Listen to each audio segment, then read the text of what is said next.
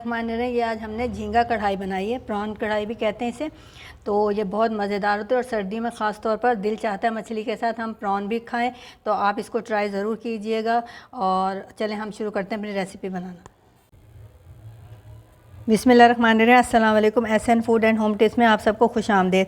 कैसे हैं आप सब लोग? अल्लाह से दुआ जहाँ कहीं भी हो खैर व आफ़ियत से हो, अल्लाह पाक आपको अपने हिफ्ज़ व अमान में रखें, आमीन सुम्मा आमीन।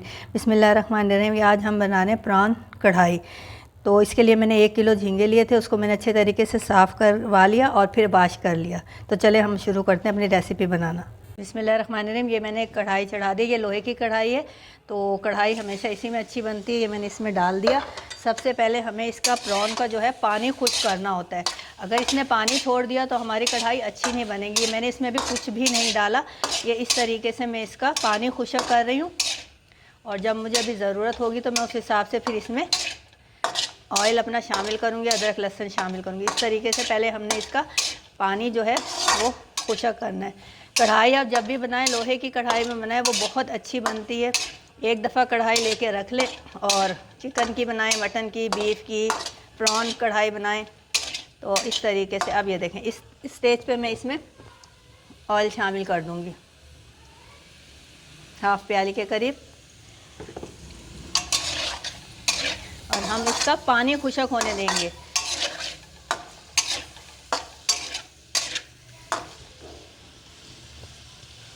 थोड़ा सा ये मैं इसमें नमक भी शामिल कर रही हूँ।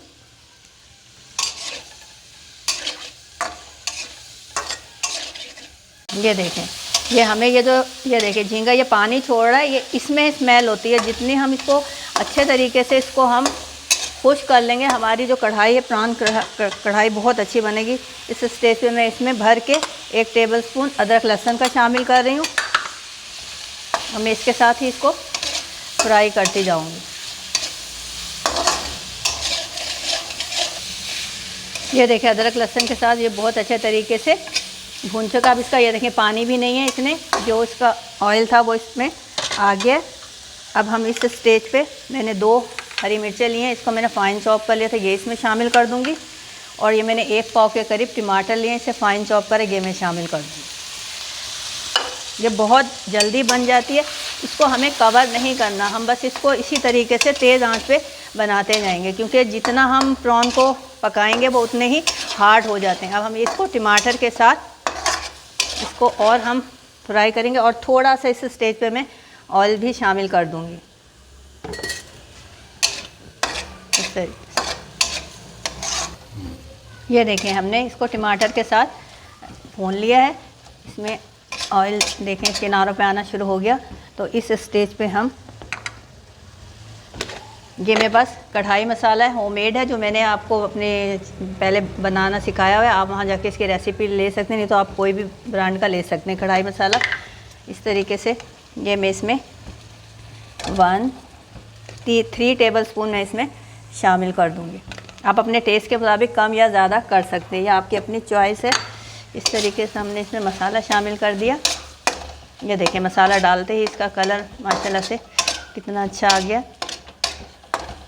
हम इसको मसाले के साथ अच्छे तरीके से भून लेंगे। ये देखिए, 2 मिनट मैंने इसको मसाले के साथ भून लिया। अब यहाँ पर मेरे पास ये दही है, हाफ़ प्याली, 4 टेबलस्पून बनते हैं, ये मैं इसमें शामिल कर दूँ। और बस सिर्फ 2 से 3 मिनट इसको हम पकाएंगे। फ्लेम मैंने हल्का कर दिया था। ये देखें, माशाल्लाह से हमारी प्रॉन कढ़ाई तैयार है। आप इसकी शक्ल देखें कितनी बेहतरीन है। अब इस स्टेज पे मैं इस तरीके से हरी मिर्चें इसमें शामिल कर दूंगी।